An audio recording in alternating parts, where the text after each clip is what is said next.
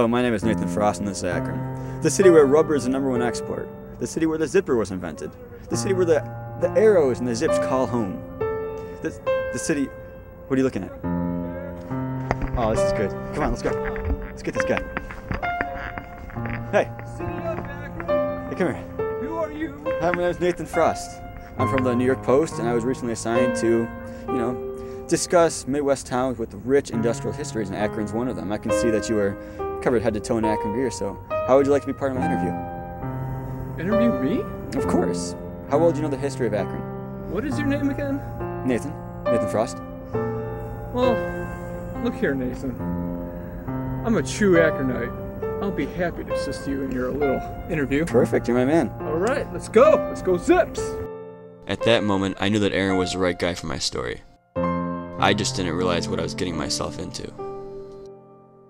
Hello, Aaron. Can you please state your name, age, and title for the record? My name is Aaron Taylor, 27 years old, and my title is The Ultimate Akronite. Wow. Well, let's get right to the point then. Why do you call yourself the Ultimate Akronite? Why is the grass green? Why is the sky blue? I mean, come on, it's the obvious answer. The city of Akron runs through my blood. In your blood. Come on, ask me any question about Akron. I'll tell you anything. Well, I'll get to that in a second. Mr. Taylor, Hey, that's Mr. Akron to you. Mr. Taylor, do you really feel that's appropriate? Very well. Mr. Akron, can you tell me about your educational history in Akron? Well, starting off as a young Akronite, I went to Firestone High School where I graduated with flying colors. Then I pursued in the good old U of A, and I was undecided. I didn't know what to do. But I figured that they should have their own degree in the history of Akron. Well, how long were you a student at the university? Well, I'm still a student. I still sit in some classes, But you don't have a zip ID and you're not enrolled in any classes. Okay, so I was thrown out of a few classes. Big deal. Does that make a difference? Mr. Taylor, you were... It's Mr. Akron to you. Mr. Akron. You know what, forget it, we'll move on. You said earlier that you were a master of Akron history.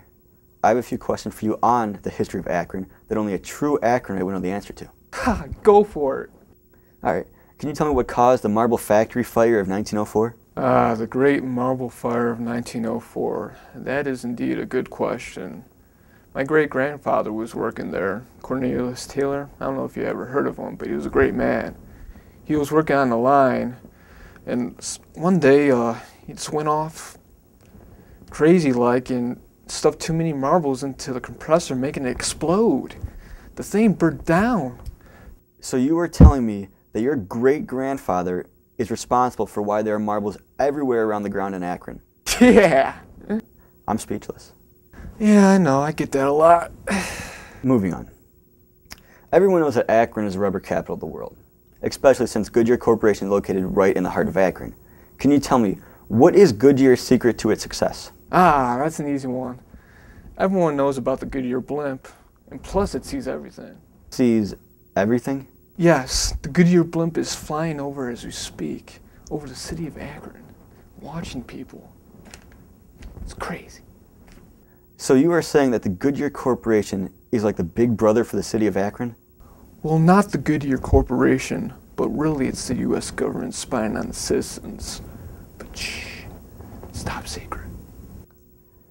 All right, well, I'm starting to lose credibility in you, Mr. Akron.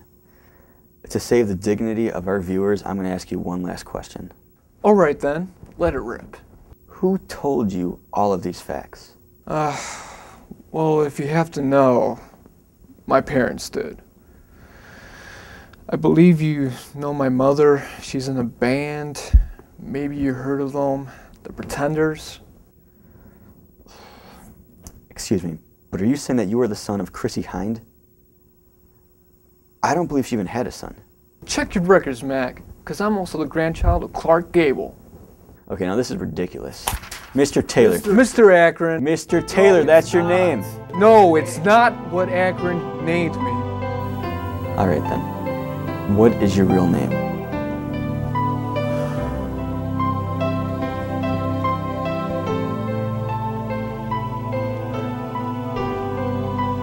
I don't don't remember.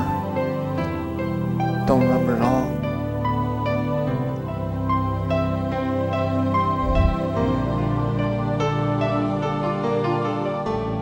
Mr. Taylor, come back, come on. Aaron Taylor, the once pronounced ultimate Akronite, had finally snapped. At first, I didn't feel bad that he left an outrage because I had a great story now. But as days grew, I learned more about Aaron. The more I learned, the more I felt remorse for pushing him to his edge. To think that a man once believed he was the spirit and soul of one city, a man who did not care about his past, still showed an unquestionable ability to care and cherish every waking moment of his life for his city. After our interview, I could not find Aaron at all. He was no longer on campus nor any local establishment in Akron. I asked some Akron citizens if they knew of Aaron and if they knew where I could find him. Have you heard of Aaron Taylor? No, I haven't. When was the last time you saw Aaron Taylor? I don't know who that is. Have you heard of Aaron Taylor? No. The ultimate Akron, you never heard of him? No. When was the last time you saw Aaron Taylor? Who? Oddly, no one knew or even heard the name Aaron Taylor. It turns out that Aaron really had no friends. Even worse, I don't think he had a family. Some witnesses believed he lived somewhere near Canal Park, the Akron A's baseball field. And some people believe he sits out in the front row on cold autumn nights, just watching the night sky and waiting for someone or something to appear.